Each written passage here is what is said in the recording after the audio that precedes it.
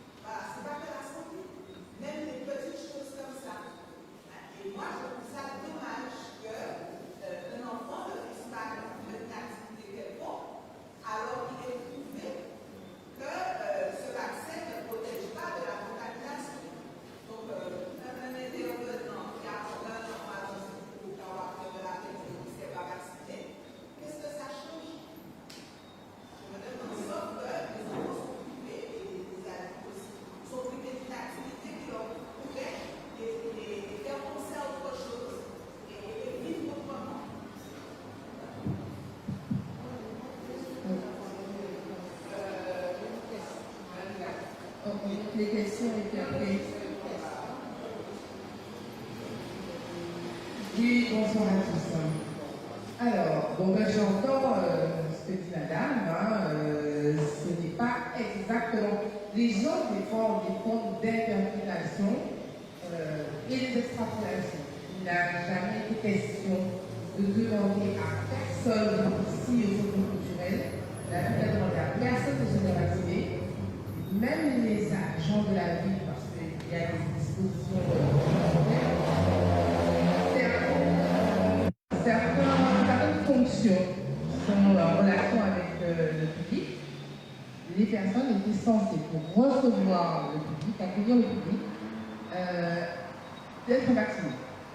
Nous n'avons pas demandé à qui que ce soit dans la collectivité de se faire vacciner.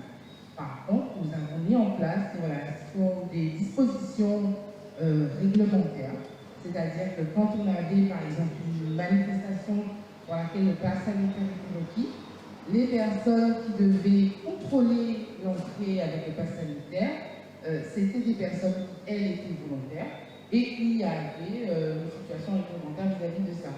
Et les autres personnes, on a mis en place une organisation pour qu'il n'y ait pas de personnes qu'on oblige ou à qui on demande. Et d'ailleurs, l'obligation vaccinale n'a jamais existé en Guadeloupe, jusqu'au jour d'aujourd'hui. Donc je ne vois pas comment nous, collectivités, nous aurions pu demander à des intervenants de se vacciner, de les obliger de se vacciner, alors que jusqu'au jour d'aujourd'hui, il n'y a jamais eu d'obligation vaccinale en Guadeloupe. Voilà. Donc ce que je dis, c'est ce que la personne a dit. Mais je pense que les gens font des extrapolations, mais ce n'est pas la vérité.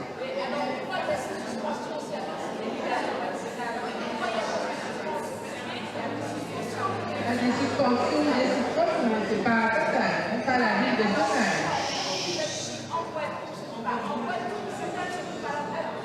Non, là nous sommes en train de parler du centre culturel. Non, je dis qu'en Guadeloupe, il n'y a pas eu d'obligation vaccinale. Sauf pour les soignants, excusez-moi. Sauf pour les soignants. Mais il n'y a pas d'obligation vaccinale jusqu'au jour d'aujourd'hui. Sauf pour les soignants, je répète.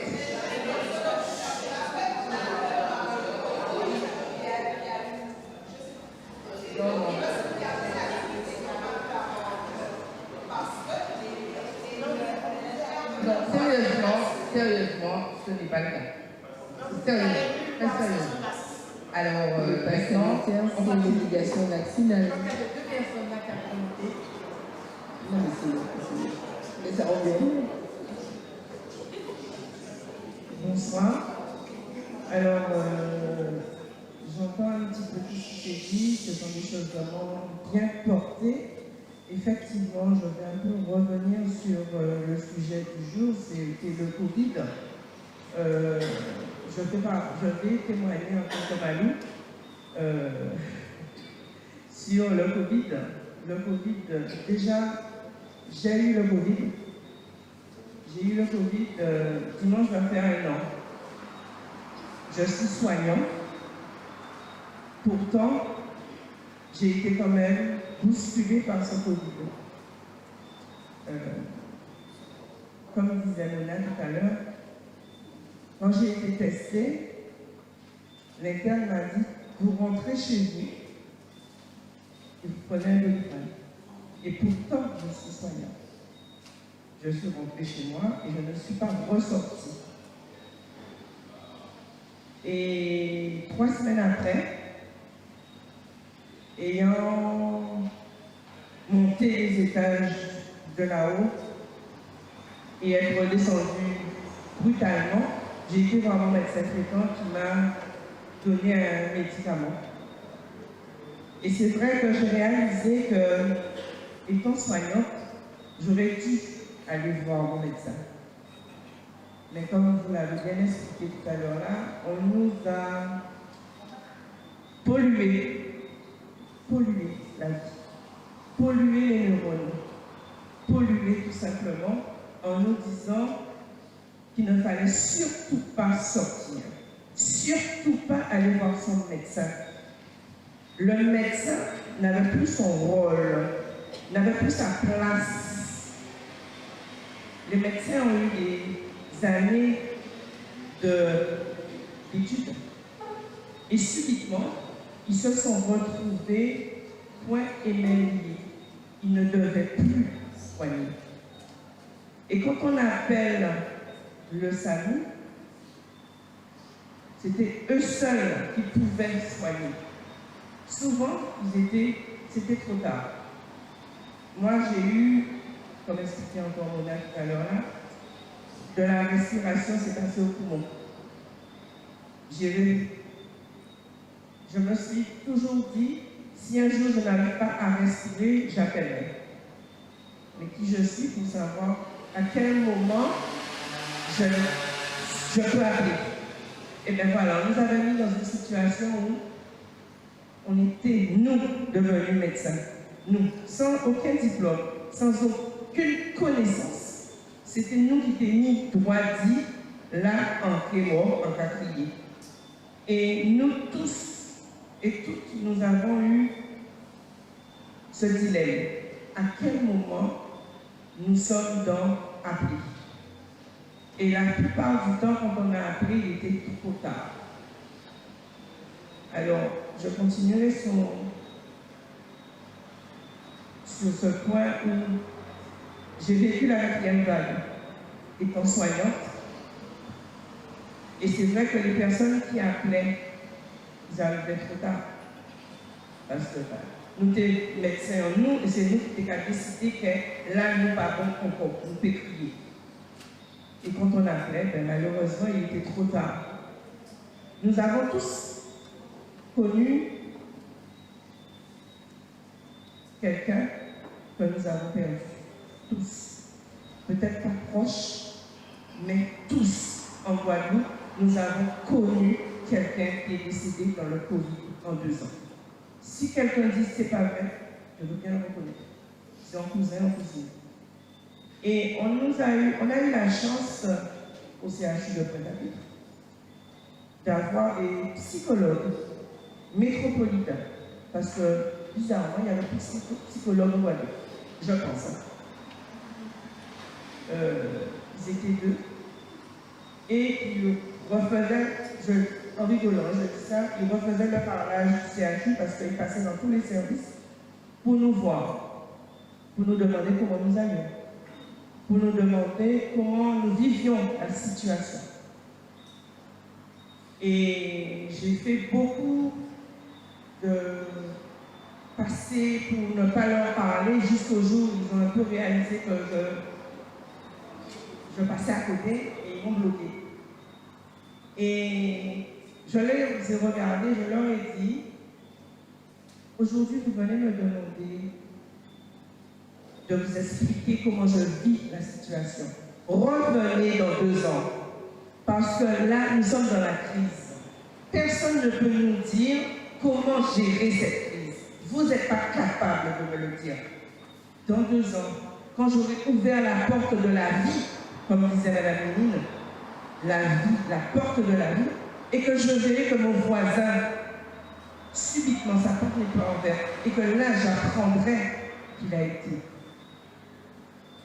Il a fait partie des personnes mortes pendant le Covid. Eh bien, vous, venez nous voir maintenant. Parce que beaucoup de personnes sont mortes pendant, je parle de la 4e vague parce que je fais partie des résistants. Beaucoup de personnes sont mortes pendant la 4e vague. Nous avons rencontré beaucoup de personnes décédées en Guadeloupe. Un chiffre qu'on ne peut comprendre. Quand j'entends qu'au Brésil, il y a eu que 13 personnes. Quand j'entends le nombre de personnes décédées autour de nous, et pourtant nous sommes un pays riche. Nous sommes riches quand même. Et pourtant, parce qu'on nous a privés de soins.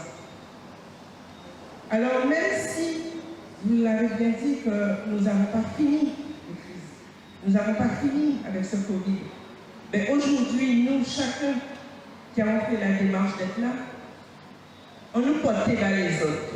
Il ne faut pas s'arriver encore au Guadeloupe. Il ne faut pas s'arriver encore. Il ne faut pas nous perdre famille en nous, parce que nous ne sommes pas médecins. Il faut nous être vrais médecins. Il faut nous oser être vrais au monde pour dire, un malade, qu'est-ce fait pour nous? Nous ne sommes pas médecins. Nous ne sommes pas connaître les médicaments. Oui, nous n'y oui, nous avons tout petit maman, mais quand même. Et la population, le journalisme, on nous a bloqués. On nous a montré le nombre de morts. Je ne sais pas si vous vous rappelez, en Italie, on ramassait les morts. Ça va faire un an que je ne regarde plus la télé. Je ne regarde plus la télé. Parce que je l'ai vécu dans ma chair, dans mon corps, la mort. La mort de l'autre. Aujourd'hui, j'ai entendu une petite dame parler des activités, j'ai entendu la plage de Bois-Jolant, j'ai entendu un peu tout. Reprenons notre vie en main. Reprenons. Arrêtons d'accepter qu'on nous dise pas faire ça encore. On est sur une île. Comment on peut nous permettre de ne plus aller à la plage?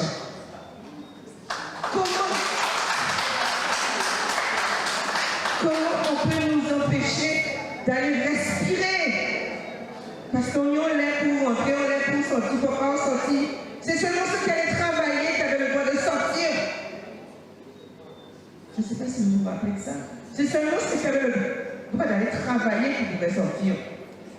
Je ne vais pas dire plus.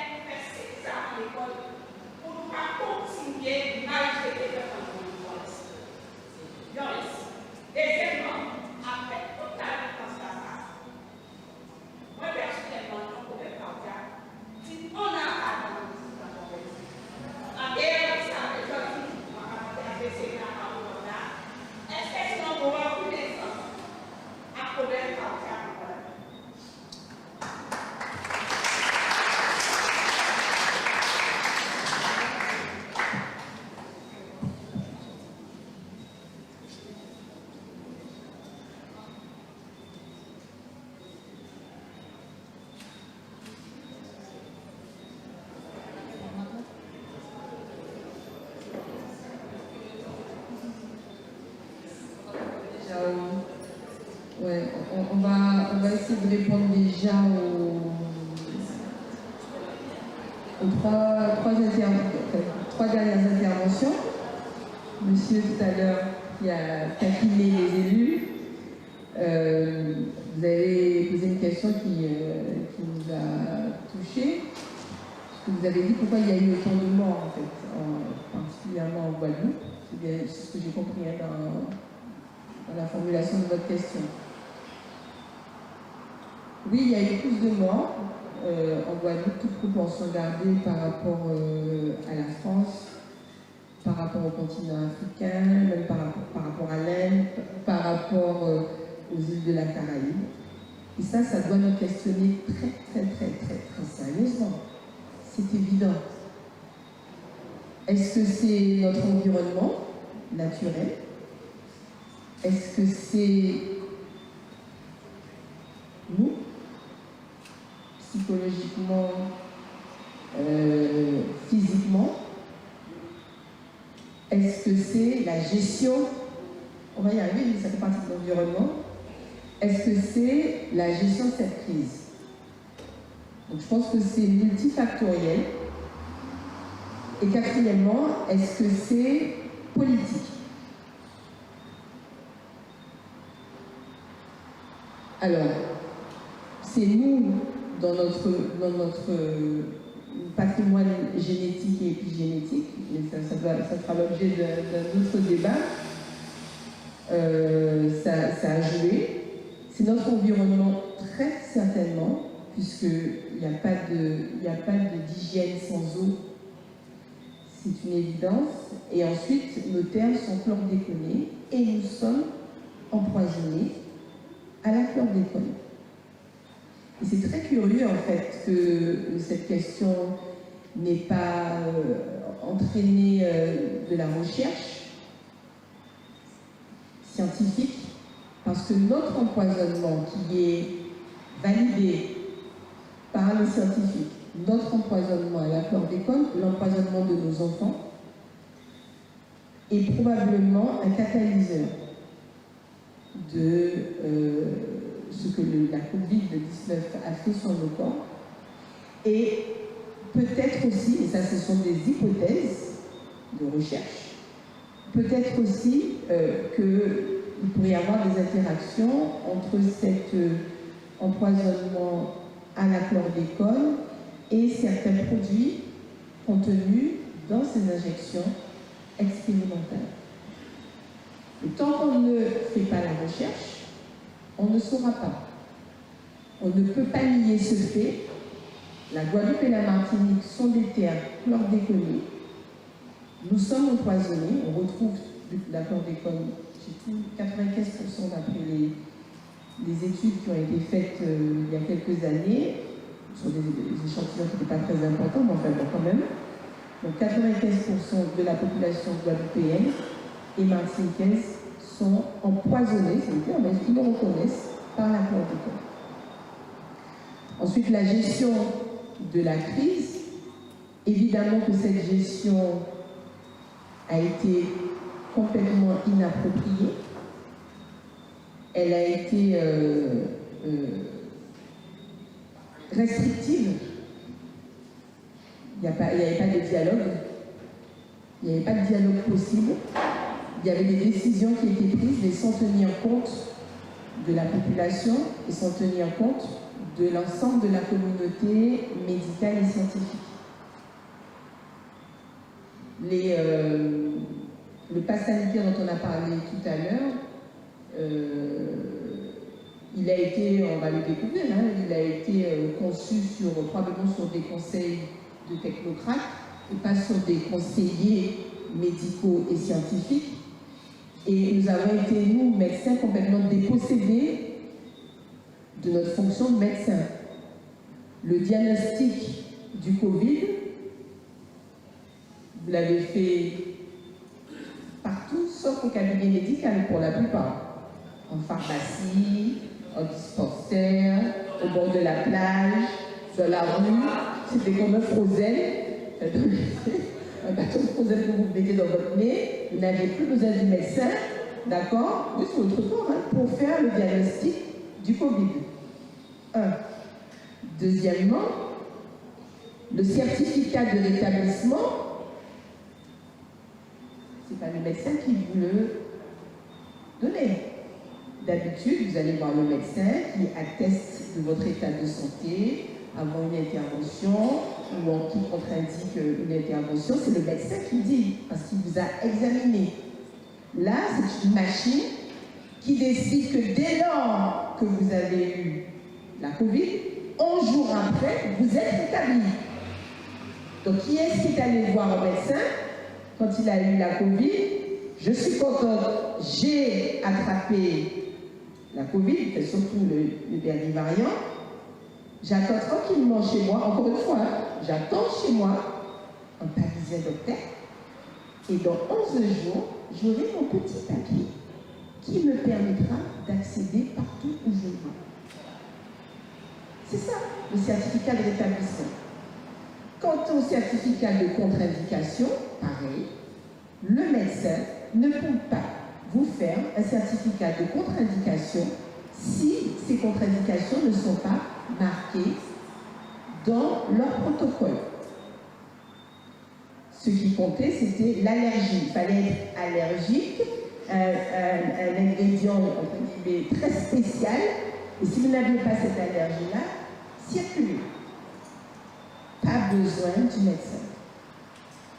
C'est pour ça que j'ai tenu tout à l'heure à vous relire le serment pour vous dire que la médecine, c'est sacré. Et que cette gestion de crise, en fait, qui est complètement déshumanisante, elle met à mal le médecin, mais en fait, elle tue la médecine. Et à partir du moment où elle tue la médecine, elle tue l'être humain. Ce n'était pas une gestion et donc une loi pour l'humanité. Donc ça, c'est pour répondre à monsieur et à madame. Ensuite, madame a parlé de l'accès aux soins cardiovasculaires. Les Guadeloupéens meurent de maladies cardiovasculaires. Il y a à peu près 700 Guadeloupéens qui meurent. Je vous ai parlé de 800 AVC, accidents vasculaires cérébraux par an, mais il y a à peu près 760 Guadeloupéens qui meurent chaque année de maladies cardiovasculaires. Et quand on dit cardiovasculaire, on parle essentiellement de problèmes cardiaques et également de problèmes cérébraux dès lors qu'il y a surtout un AVC mortel. Ce travail de SAP, le docteur Doris Samuel l'a très bien dit, il a parlé de démantèlement de la santé. Ce travail de démantèlement de la santé, en fait, il a commencé avec le début de ce gouvernement qui arrive à son terme, dans le cadre de la stratégie de transformation du système de santé. En fait, il a été entamé il y a une dizaine d'années, dans le cadre de la loi HPST, Hôpital, Patient, Santé, Territoire, à l'époque du président Sarkozy et de la ministre de la Santé, Madame Bachelot, qui a mis en place ces préfets de santé, d'accord, et qui était censé mettre des moyens à la disposition de la population, donc améliorer l'offre de soins. Et Madame Bachelot a même reconnu que ces petits bébés avaient poussé, mais pas comme elle le souhaitait, c'est-à-dire qu'ils sont devenus des polices de santé, des régulateurs, on peut dire ça, des broyeurs de santé, ou des fonctionnaires, et donc ils ont largement outrepassé leur rôle. Et cette loi du 5 août 2021 a positionné l'ARS comme un super puissant régulateur. Donc du coup, les soignants n'avaient pas, dans le cadre de cette loi, n'avaient pas leur mot à dire. Et donc pour revenir à la Guadeloupe, et là on vient au quatrième volet politique, on ne peut pas comprendre et accepter, en tout cas nous ici, on ne peut pas accepter le fait que, sachant que notre population est particulièrement exposée aux risques cardiovasculaires, qu'il y a une sous-densité médicale, avec des déserts, c'est le terme à la mode, médicaux qui sont criants, une densité médicale qui est bien moins importante en Guadeloupe qu'en France. Comment cela se fait qu'on puisse se permettre d'accepter de copier cette loi, de l'appliquer coûte que coûte, en prenant donc le risque de tuer sa population. Parce que oui, madame, il n'y a pas beaucoup de cardiologues. Il y a plusieurs cardiologues qui vont partir à la retraite. Je vous ai dit que les Guadeloupéens mouraient de maladies cardiovasculaires. À partir du moment où vous empêchez des cardiologues ou des diabétologues de travailler, vous condamnez de fait la population. C'est une évidence. Et il faut maintenant commencer à employer les bons termes. C'est une condamnation, c'est une mise à mort de la population. Rien n'a été proposé en alternative. Alors on va vous dire, oui, vous n'avez qu'à pas abandonner, parce que maintenant, ça c'est les psychologues et psychiatres qui pourraient dire c'est quoi ce phénomène de perversion, c'est-à-dire qu'on vous fait porter le chapeau. C'est-à-dire que si l'accès aux soins n'est pas bon, c'est parce que vous, soignants, vous avez refusé de prendre la piqûre, donc c'est vous qui avez abandonné les patients. Le problème d'accès aux soins était déjà abominable en Guadeloupe. Je vous rappelle qu'en France, il y a eu des milliers de démissions avant la Covid parce qu'il y a une dégradation flagrante du système de santé. Et on a l'impression en fait que cette gestion est faite pour accélérer cette dégradation et emmener avec elle les soignants, c'est-à-dire qu'on vous dégrade, on vous sous-estime, on vous méprise, on ne vous respecte plus du tout, vous n'êtes plus rien en fait. Vous n'êtes plus rien, vous n'êtes plus infirmier, vous n'êtes plus médecin, vous n'êtes plus orthophoniste, ou pas rien encore, voilà. Donc on passe par ça. Moi c'est du harcèlement, mais de haut niveau, de bas niveau qu'à niveau. Donc on vous enlève de fait, on aggrave l'accès aux soins et on condamne les malades. Et en fait tout ça permis par l'urgence sanitaire.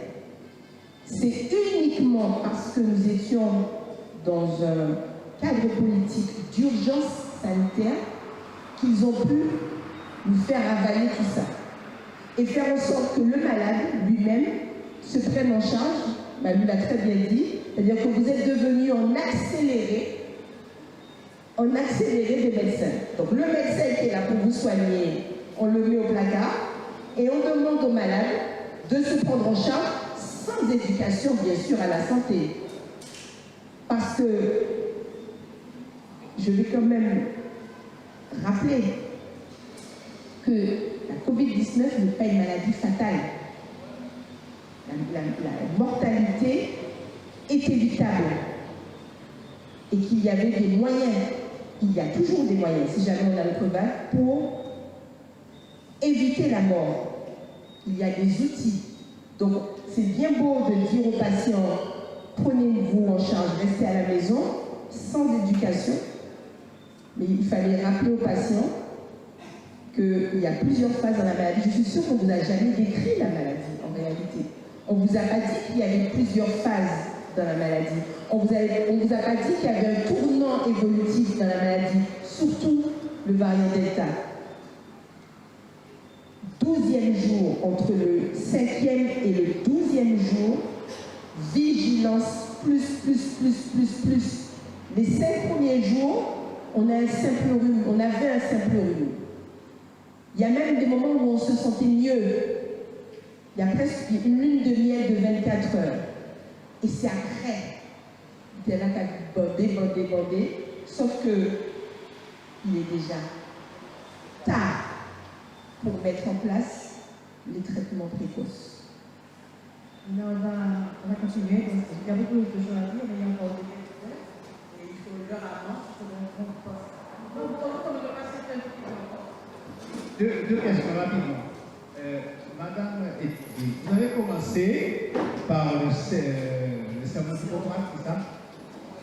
Et est-ce que les médecins du CHU ont eu serment de vous? Ça. Alors ça c'est parce que ça m'interpelle ça. D'accord? Et deuxième question, c'est pour le docteur à côté.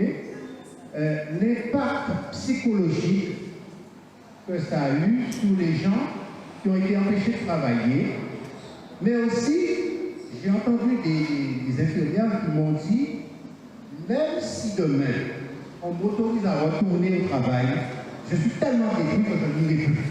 Alors, est-ce que vous pouvez dire 2 mots là-dessus, s'il vous plaît?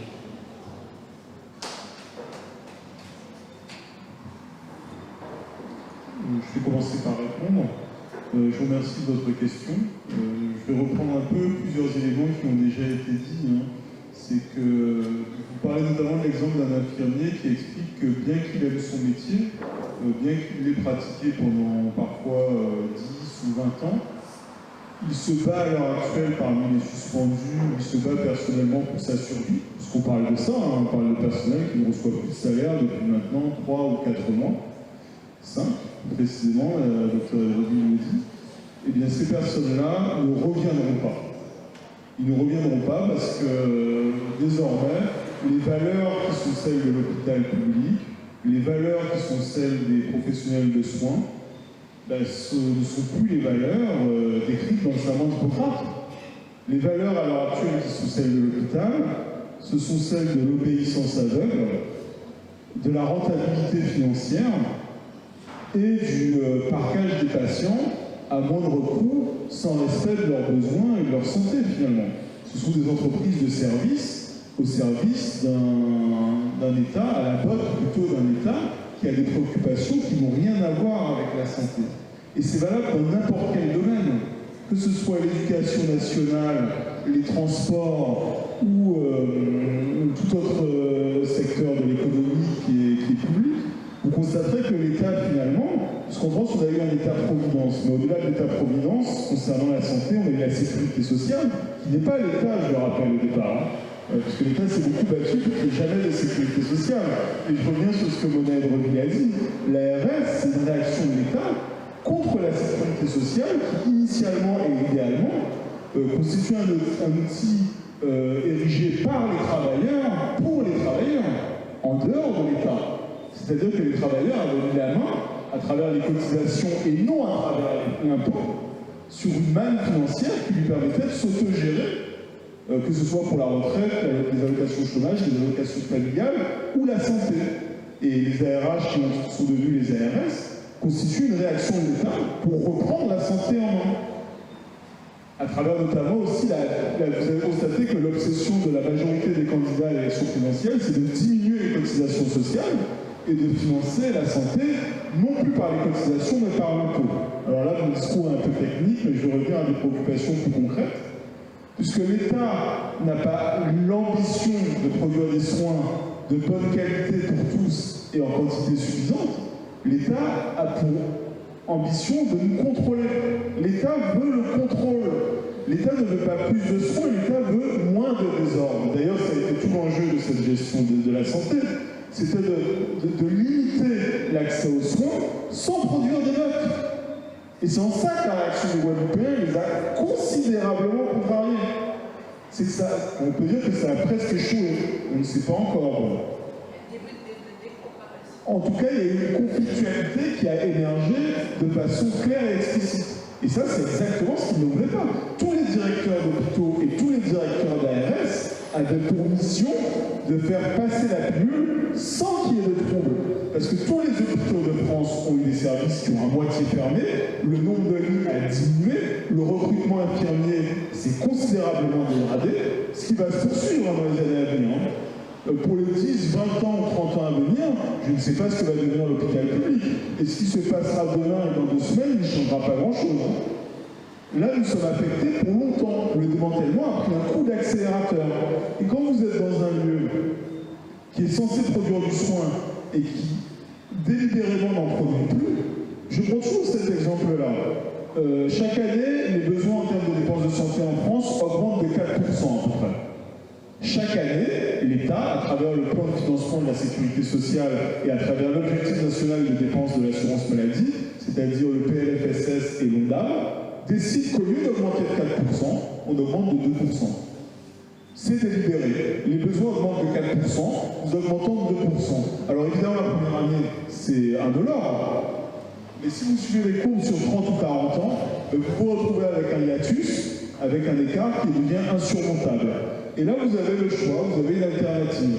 Soit vous dépensez des centaines de milliards d'euros pour rattraper l'immensité des investissements auxquels vous n'avez pas consenti pendant 30 ou 40 ans, soit vous payez un ingénieur qualité 4 000 € pour dire que tout va bien.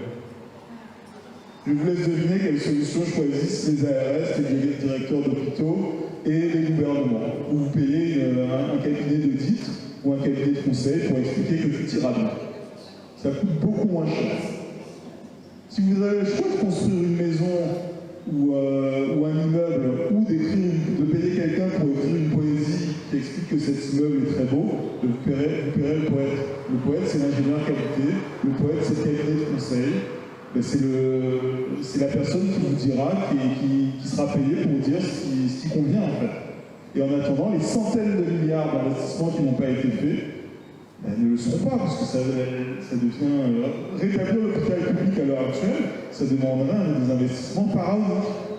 Et chaque année, la différence entre ce qu'on devrait faire et ce qu'on fait augmente. Merci.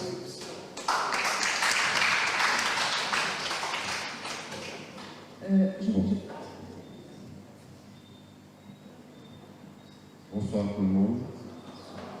Je suis personnel hospitalier, non soignant, suspendu depuis le 27 octobre 2021. Je me nomme Denis Delumeau, j'ai bénévole de la France de 27 jours, qui malheureusement pour moi n'a pas porté ses vies, puisque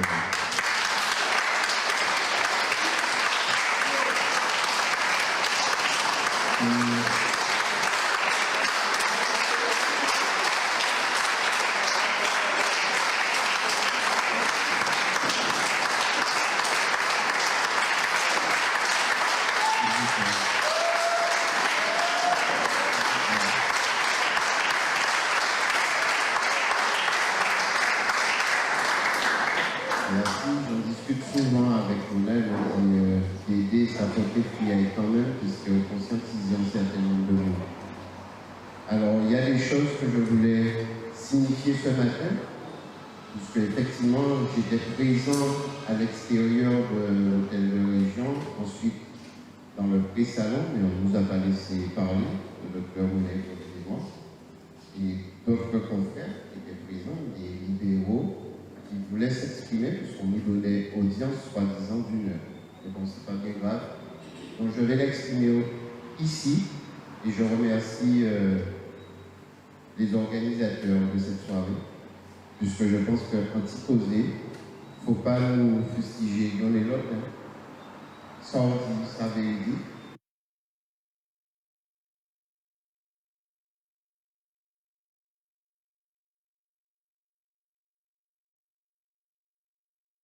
Outremernews.fr, le site de l'actualité Outre-mer, 24 heures sur 24 et 7 jours sur 7. Retrouvez la chaîne Outremer News sur YouTube.